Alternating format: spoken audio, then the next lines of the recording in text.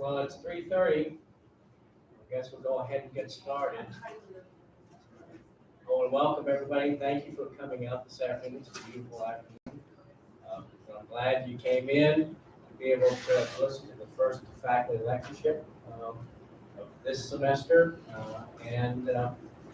Basically, it's going to be one of four for the year. Before I introduce our speaker this afternoon, I want to get some shout outs.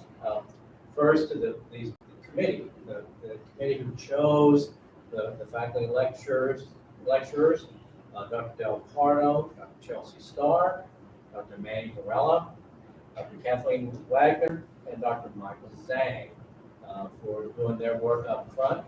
For those individuals who are helping us with the logistics and having this happen, shout out to Melissa Rose for general logistics and menu, Sodexo for actually providing the menu, and to John Hauser and Adam Aragon, Communication Services, for helping with the video portion of our presentation this afternoon.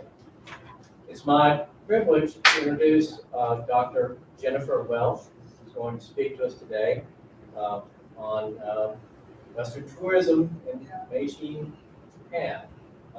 She's an assistant professor of history coming from Duke University. And I'm going to read the synopsis, get you ready for this presentation today. The rapid expansion of middle-class tourism in the second half of the 19th century coincided with the opening up of Japan following the Meiji Restoration. With guidebooks in hand, Western tourists flocked to the country, eager to experience an exotic foreign country.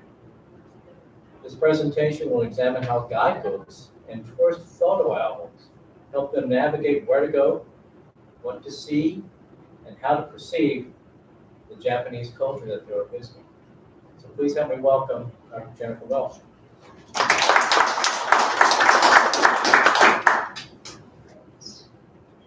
I'm starting my timer so that I don't just keep going and going and going. Is this okay for standing? Yeah, that looks good. Great. All right. So we are actually starting this presentation with two guys who never made it to Japan. We have Marco Polo and we have Christopher Columbus. Marco Polo never made it to Japan, but he waxed rhapsodic about the wealth of Zipangu, which had golden roofs and even golden floors. Several centuries later, Christopher Columbus set sail with the expectation that he would reach Zipangu on his way to China. The stories of these two Westerners who never made it to Japan became popular opening anecdotes for 19th century tour guides, published for Westerners who were eager to travel to this newly opened region. Bringing in Polo and Columbus framed Japan as a land known by the West and connected the modern Globe-Trotter with daring medieval explorers. So, following the Meiji Restoration in 1868, Japan was opened up to the rest of the world just at the time when modern mass tourism was developing. And the views of Japanese culture and the Japanese people found in 19th century tour books, including the advertising section, and in souvenirs like photo albums, demonstrate traditional culture, but also reflect on the situation of Japan during a time of immense cultural transition.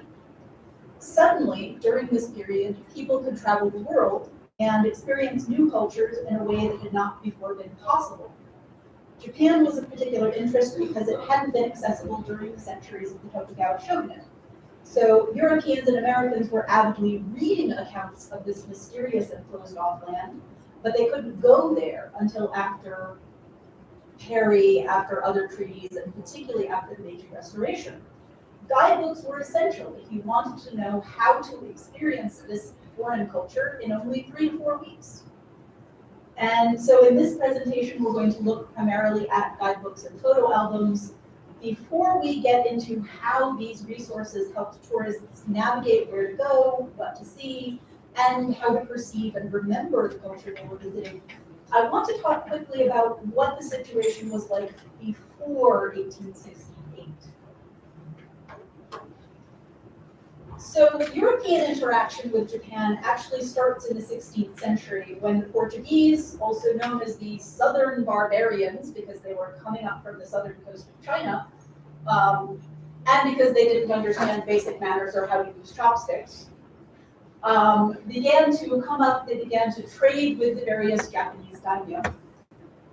This was a time when Japan was in the midst of a civil war. So essentially the different daimyo would kind of compete with each other to attract these merchants who would bring products from other parts of Asia and also goods. So this is an example of what is called Southern Barbarian art, where you've got, well, it's working on the wall. It's not really working well on the television. But essentially you have the Portuguese merchants and their crew coming in to this urban area, and they're bringing all of these exotic products. So they are of interest because of what they're bringing. At the same time, they are also bringing Jesuits. And the Jesuits, of course, are attempting to convert the population of Japan to Roman Christianity, to Catholicism. And we can see over here, if you're depicting the exotic foreign barbarians, you're going to put the exotic Jesuits into the picture too. So they're back. Over the course of the next several decades, you essentially get a lot of Jesuit reports on Japan. And so Europe is starting to learn about Japan in the context of Jesuit reports on the culture and on conversion attempts. Oda Nobunaga, who's the first of the three great unifiers, views Christianity as a useful counterweight to Buddhism. So he's generally supportive of the Jesuits and what they're doing. His successor, Toyotomi Hideyoshi, sees Christianity as dangerous, both because it could offend the Shinto and Buddhist deities, but also because the Spanish are in the Philippines, and if the Spanish decide to invade Japan, and Japanese Christians are told by the Jesuits or decide on their own to support their co-religionists, that could be a significant problem. So you start to see edicts restricting Christianity, then banning Christianity, and then you see martyrdoms of Japanese Christians and European missionaries. And European audiences are fascinated by that too. There's a huge number of publications that are specifically about the fall of Christianity in Japan. As the Portuguese and the Spanish are seen more and more in the 1620s and 1630s as dangerous and unable to stop smuggling missionaries into the country, the Tokugawa shogunate essentially turns to another country for trade with Europe, but also trade with other parts of Asia. And we end up with the Dutch as the only European country that is allowed to trade with Japan during the period of the Tokugawa shogunate. So it's just under 2.5 centuries. The Dutch are not allowed to trade freely. They are restricted to this kind of fan-shaped island. It's an artificial island in Nagasaki Harbor. It is only connected to the mainland by a guarded bridge. And the reason that they are able to do that is because they essentially present themselves as loyal vassals to the shogun. They really kind of frame themselves as people who will refrain from any Christian activity and who will perform loyalty to the shogun. This is the Dutch East Indies Company, the VOC. The most visible expression of their status as the only Europeans allowed to trade with Japan and as loyal vassals to the shogun is a procession to Edo, yearly or every other year, which lasts until 1850. Essentially what they do is they go to Edo, they kind of perform this ritual of loyalty, and then they go back to Deshima. And along the way, they are kind of the only Europeans who are getting to observe Japan. And Europe is still interested. Francis Caron, who was the VOC representative in Japan, wrote a very popular account in the 17th century where he talks about his experiences, he talks about Japanese culture. That is translated into multiple languages and published in multiple editions. There are other 17th century publications that are primarily relying on other sources and Jesuit reports, and they're written by people who hadn't been to Japan. They're illustrated by artists who had not been to Japan, and the level of accuracy and information really varies. It's not until we get to the 17th and 18th century that we get much more reliable reports. We have two Germans, Kempfer and von Siebold, and one Swede, who spent time in Decima working with the BOC as the on-site doctors. And they also participate in this procession to Ada and back. So when they get back to Europe, Kempfer and von Siebold write very detailed, very popular, and much more accurate accounts of Japanese customs, Japanese art, Japanese architecture, and so on and so forth. So there is still this interest, there is this popularity, there is this attraction to Japan. Japan is the only actual real country that Gulliver visits in Gulliver's Travels. He's going to all of these fantastic invented places and also Japan. Because it's this closed off exotic land, and Europeans are avidly reading about it, but they can't actually go there.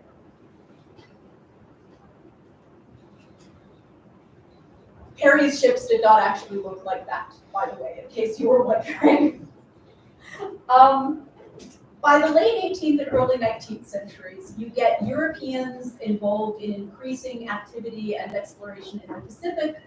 You get the development of the whaling industry, particularly the American whaling industry.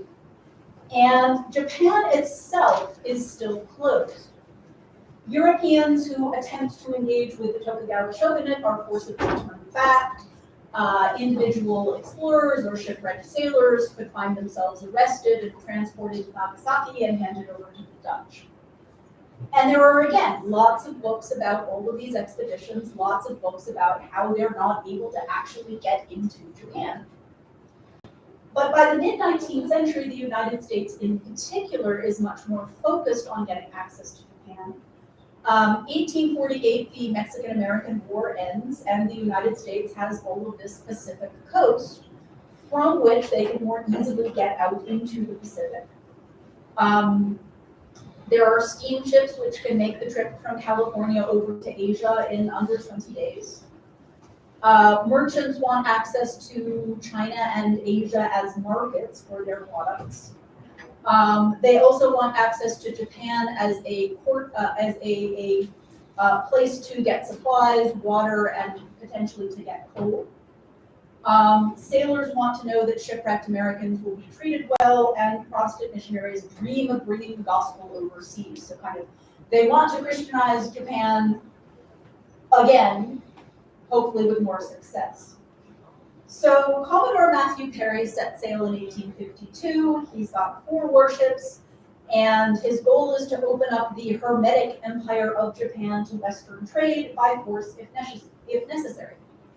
President Millard Fillmore sends a very conciliatory letter to the Emperor of Japan. He talks about friendship, commerce, supply of coal and provisions, and protection for our shipwrecked people. But essentially, Perry shows up. He's got a very short visit at first. It's very intimidating. And then he goes away and comes back later after 6 months with a larger fleet and a threat to attack Edo if he doesn't get the Tokugawa shogunate to sign a treaty. So there are 2 treaties in the 1850s. And essentially, Japan agrees to provide hospitality for shipwrecked sailors, open ports for supplying ships, allow a U.S. consulate, engage in diplomatic exchange. Later, they agree in the second treaty to open additional ports, and they agree that U.S. citizens can buy or lease land or purchase and construct buildings So all of a sudden, you've got this increased availability, increased access, and a growth in kind of early foreign travel to Japan.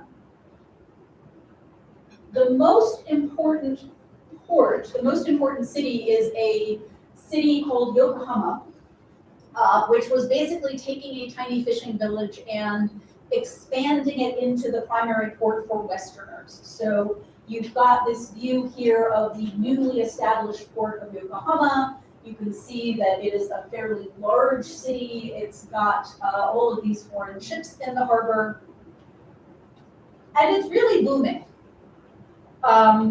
It is essentially where you've got incoming tourists, you've got foreign businesses opening up, early hotels, etc.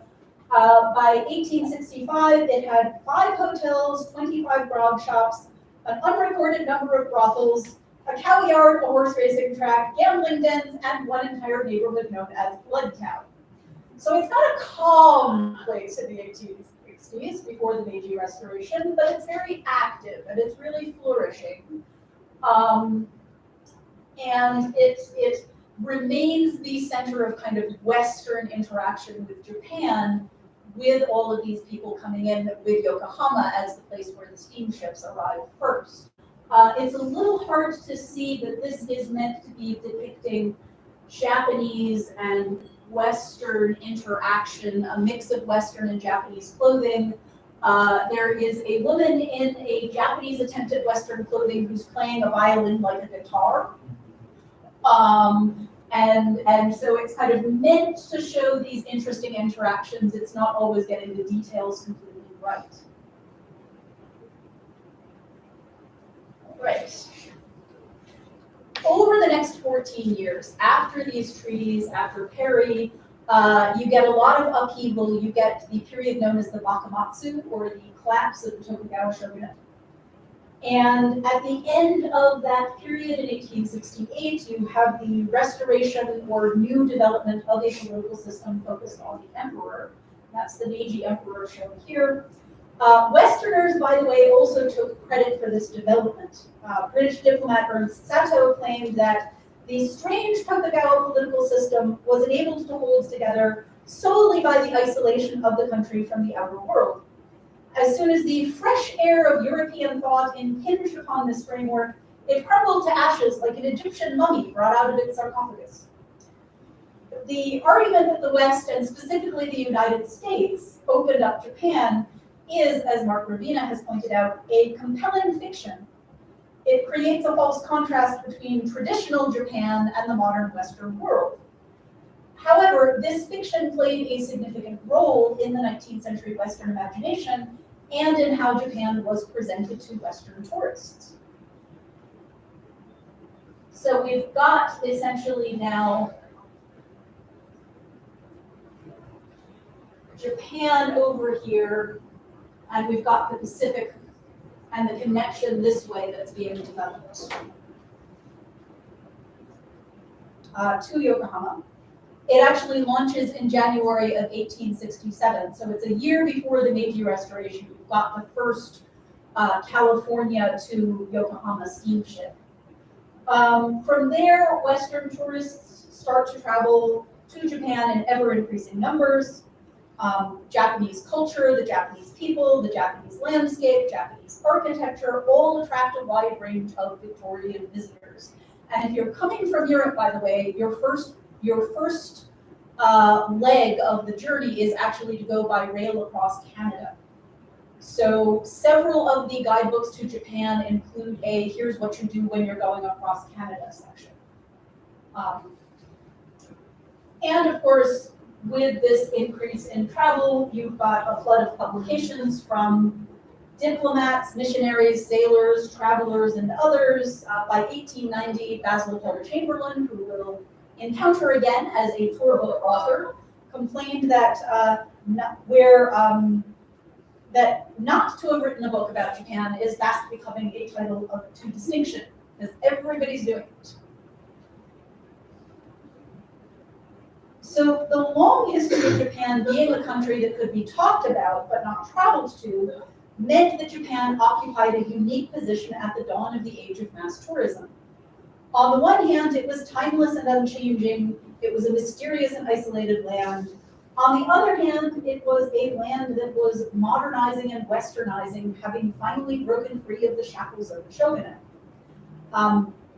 Lorraine Sterry describes the text by Victorian travelers as focusing on presenting it as travel in a new country. It was a blank canvas. It was a new society. But at the same time, it was a very picturesque society. It's presented as being very safe, as being very clean, as being this kind of timeless and quaint and picturesque land. It tends to be described in terms of, many and quaintly built villages, an endless chain of delightful landscapes, quaint and unique, beautiful and as finely fashioned as one of its own netsuke or miniature works of art, and delighting the most jaded traveler and charming everyone who visits it. So it's occupying this kind of crossroads between being exotic and being civilized. It is a cross between being Asian but also westernizing. It is a space that is westernizing but not as a colony. So you get a lot of, for example, reliance on figures like Polo and Columbus and Perry to try to establish a connection with the West. But you also get this focus on Japan as some place that is timeless and unchanging and picturesque. This is a terrible book title, by the way. This is Reverend J.L.L. Thomas and his amazing hat. He wrote about his travels to Japan in 1895 under the unfortunate title of Journey Among the Gentle Japs. There's a lot to unpack there in terms of why he's calling it that, but he is writing in a very, very positive way about the country and about the culture. From this position as a tourist, not an expert, he's also writing about the experience of observing other tourists, not necessarily being positive about other tourists to Japan. But he essentially frames it as a land it's very easy to get carried away in when it comes to describing it and writing about it.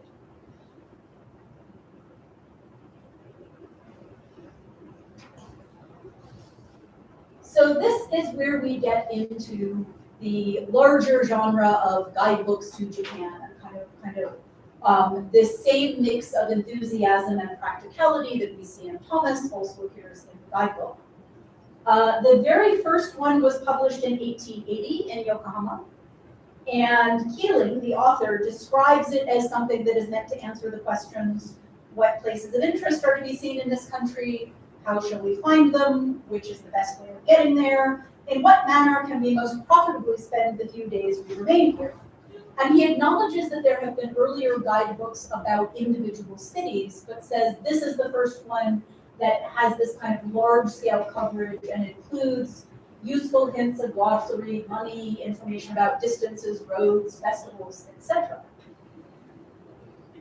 Shortly after his book comes out, we get the first edition of what becomes the most popular Meiji era guidebook to Japan, which is a handbook for travelers in Japan.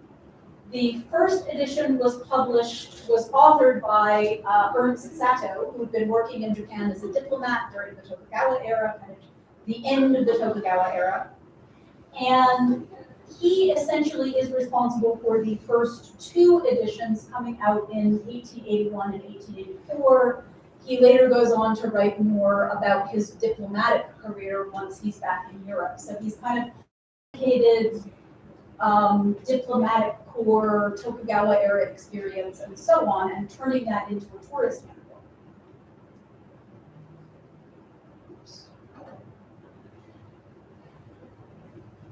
As of the third edition,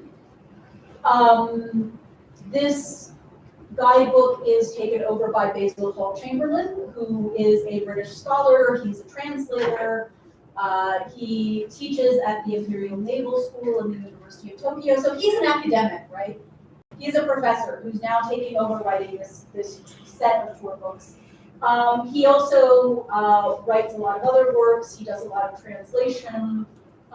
He writes a book called Things Japanese, which is kind of this encyclopedia of all kinds of stuff in alphabetical order. And he essentially takes over with the third edition, completely rewrites it from Sato, and keeps rewriting the third through the ninth editions as the book is constantly getting revised and republished until 1913.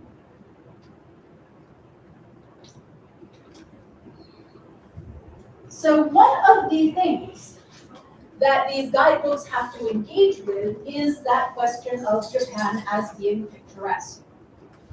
Because on the one hand it is, but on the other hand, the guidebooks through the years constantly express this fear that picturesque Japan is vanishing.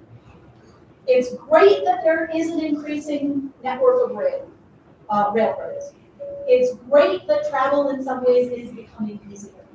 But in pretty much every edition of Chamberlain's book, in other tour guides, there is this constant lament, there is this constant, you need to go to Japan right now because old Japan is vanishing, picturesque Japan is vanishing, and you need to get there now.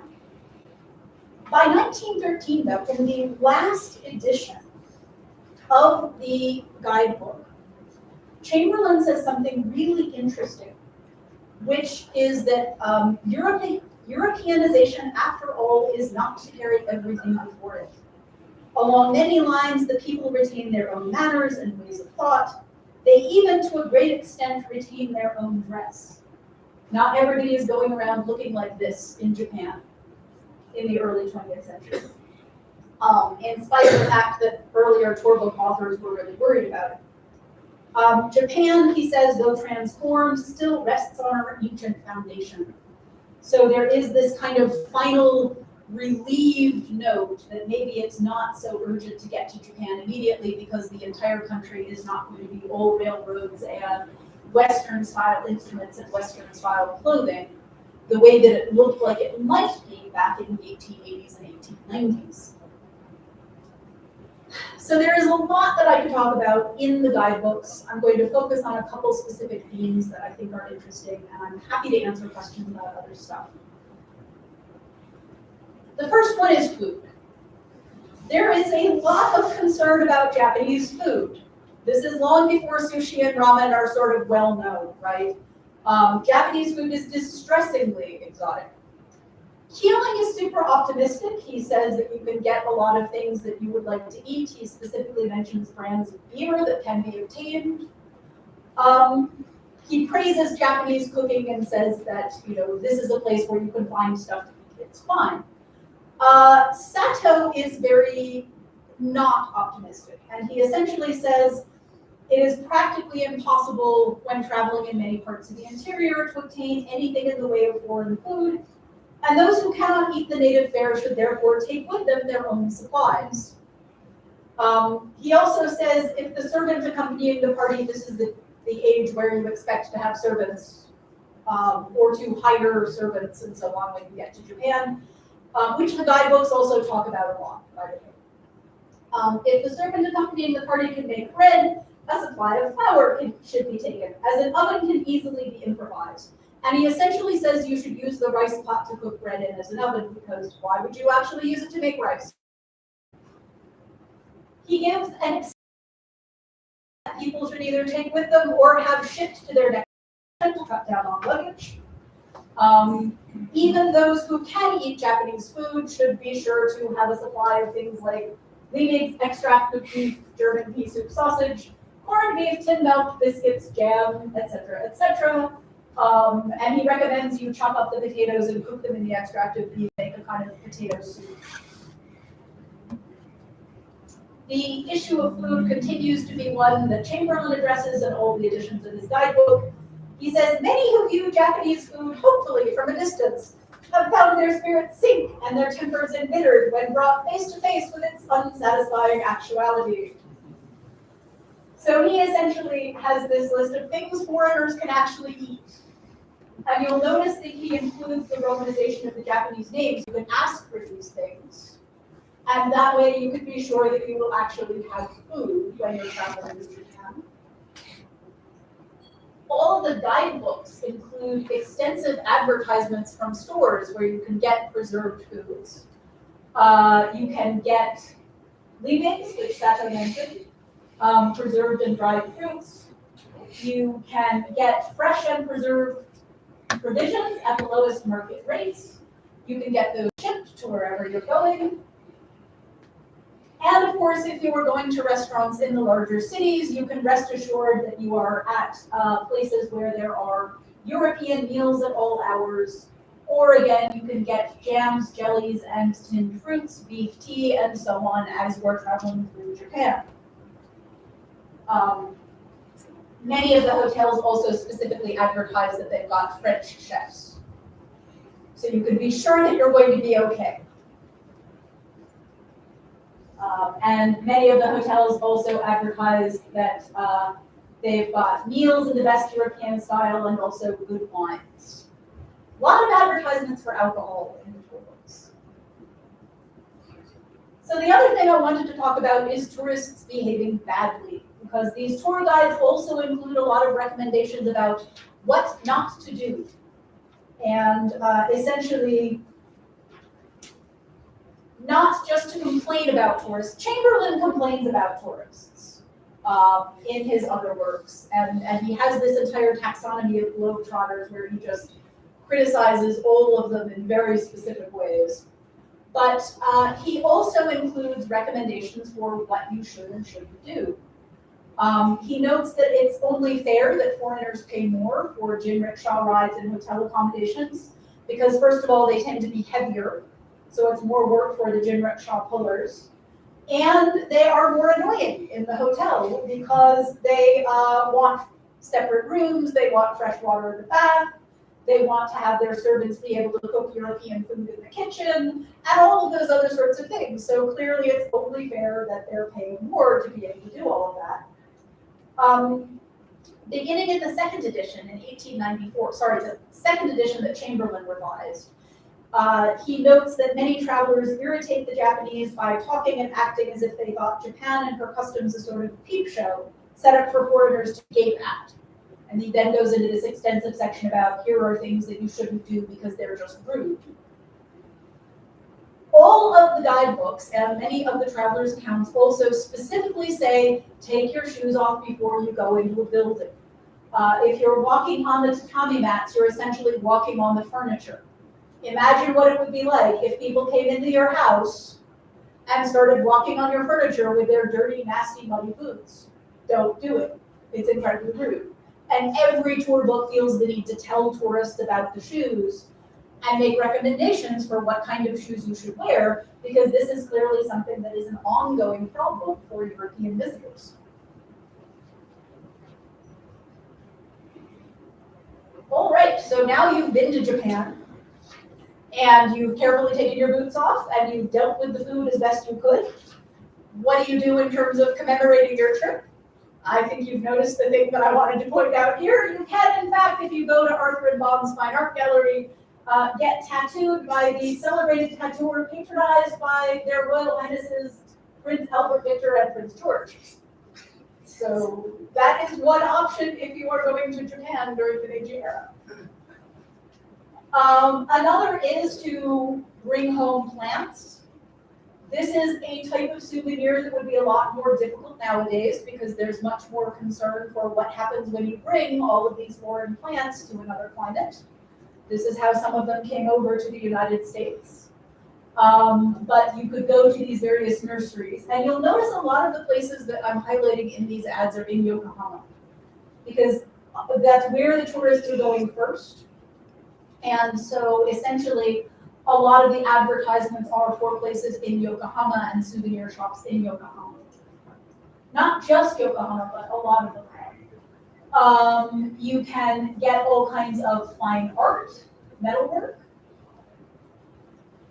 You can get stationery, fancy goods. You can continue to get ancient and modern works of all kinds. You can get all sorts of photography and so on.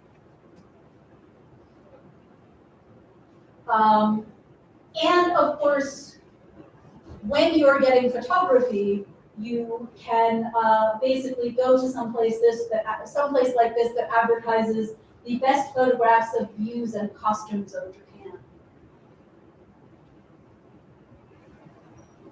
Because the tourist photography industry in Meiji Japan develops fairly quickly. Actually, there is a tourist photography industry even before the Meiji era starts.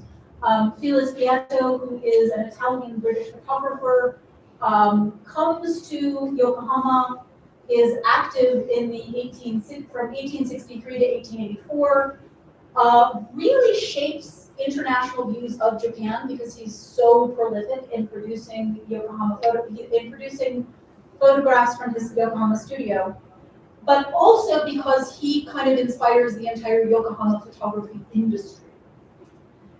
And so what you would get would be a photograph album like this, but you would be able to select the photos that go in it. So to some extent, you are creating your own souvenir photography album, and you would have this beautiful lacquer cover, and you would have these beautiful colored photographs inside of it.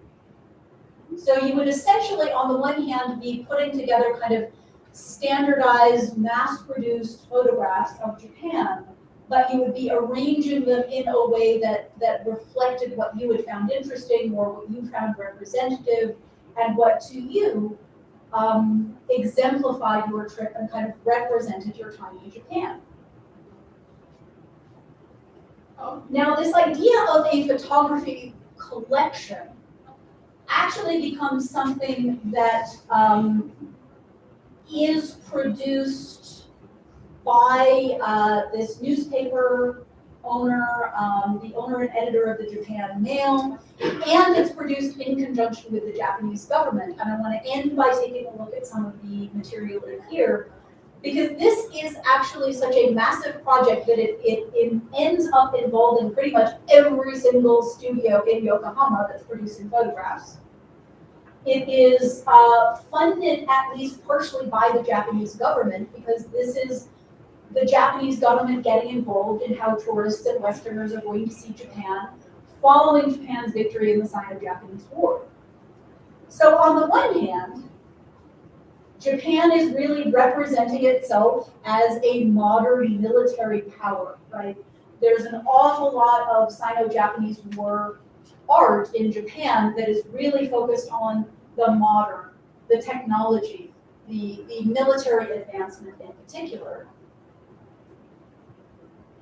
But then you also get this collection of 10 albums of photos where the focus is on the traditional, the peaceful, the mother and child, there are actually two children in front of this traditional screen.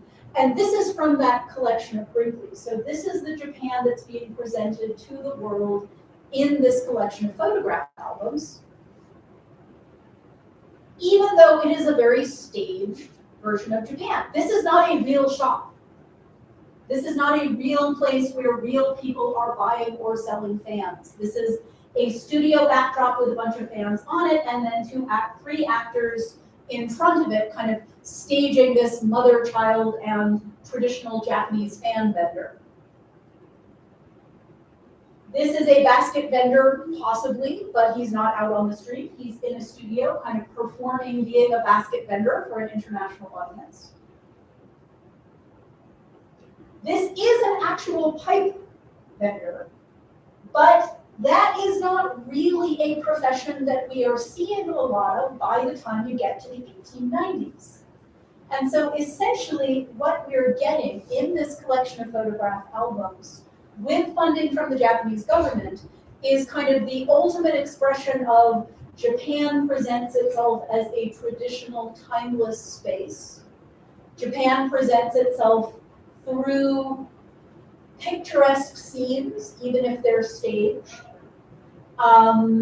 There are also a lot of photographs in these volumes of historical buildings, Mount Fuji, farmers in the fields, etc., because this is very much kind of latching onto the way that Japan is perceived and kind of presenting something about Japanese culture that the government wants to be part of the international view of Japan, while also being part of how tourists and Westerners who acquire this set of albums or acquire other collections of images of Japan want to perceive the country. Even as it's modernizing, even as they're praising the modernization, even as the 1890s and early 20th century tour books are talking about more railroad connections, the decline of travel restrictions, eventually the ability to rent an automobile, there is still very much this desire to find something authentic and historical and timeless, even if it has to be presented in this kind of artificial way. All right, so thank you very much. I am happy to talk about anything in here or talk about the topic more broadly. And I thought that the wholesome natural mineral water with the sumo wrestler figure was a good place to stop.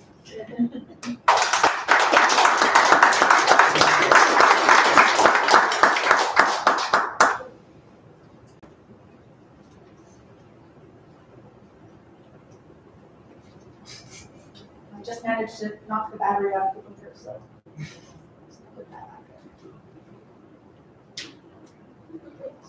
I don't know, do you moderate questions? Do I moderate questions? You do. Okay, are there any questions? More common, I'm always station. These traditions also were the part of always to see he did like say the custom house because they're still available. But ones that were available when one was a little bit from the Second World War, and that part of those. Okay. And then those that are after the war, you saw a very real shift in the way in which modern Japan was raised. The military, the modernization, and the industrialization of Japan is becoming the manufacturing and industrial work at the time of the First World Power was stressed in those early before the onset of the Second World War. And after that, we returned to very traditional Asian culture, very pacifistic, and 8,000 pictures of Fuji later. And just even the political message that whereas the traditional president would often, I think, show up in these gatherings for some other countries. You see very much the foreign policy political.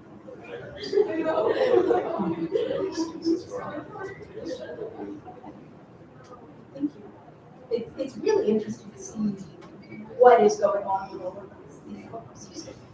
Comment and the question. We've got a lot here. First of all, the comment talking about what we were talking about in the modernization aspect. It's interesting seeing the seeds being planted here that kind of go towards the present idea of Japan, where you still see those traditional ideas, but especially as Japan finds itself as the forefront of modern technology, the forefront of advancements. So it's interesting to see it being pushed as a timeless era here and in present day, where it's meant to be. Yeah, it is. There's very much this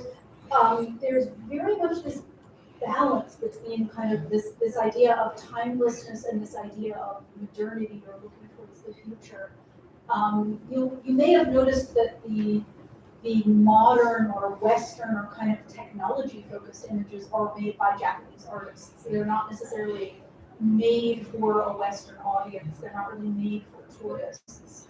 And was that also the question, or did you? A second sort of off-topic question is what techniques do they use to get the vibrant colors on a lot of those pictures, like the green hats and the baskets? So essentially what you have is you have a black and white print, and they're hand colored. Oh, okay. And I believe that it's oil based, but I would have to double check that because I haven't done that in a while, or like looked into it in a while, but it's actually one of the things that some of the photography studios advertise is the quality of their color and the skill of the people they have doing the coloration, or the kind of being more true to life than other studios. And they kind of say, well, we're much better than those other many tourist photography studios because we're more skilled at the coloring.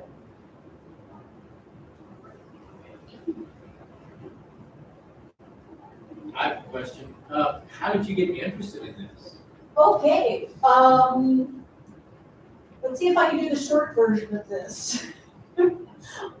So I've been working for quite a while on a project that has been focused on European writings about Christianity in Japan specifically, and kind of tracing it from the Jesuits on forward. And one of the things that I was noticing was that in the 19th century, there are a lot of missionaries who go to Japan, mostly Protestant at this time.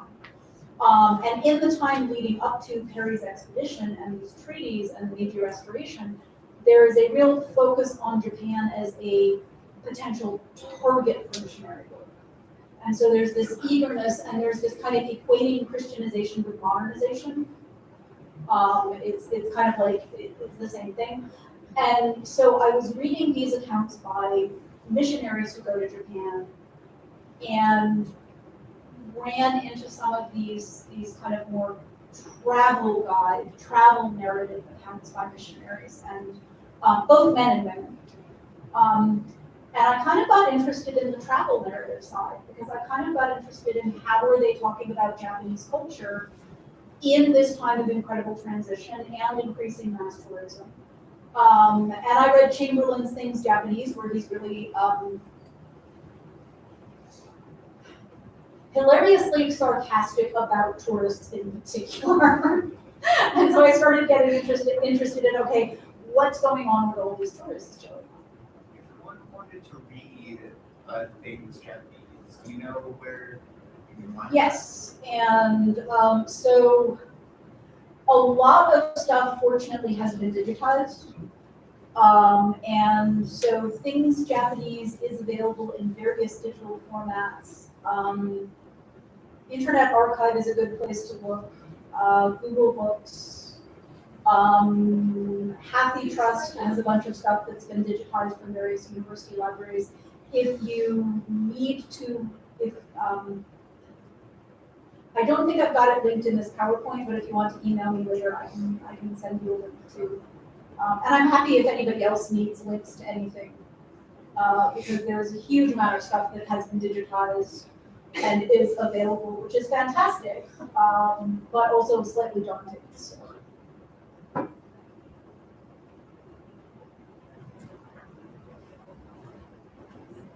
Let's thank our speaker one more time. Video conversations with refreshments, they should be available on the site. We will probably not include anything on any of those lists. Carol's looking at the page. Yeah.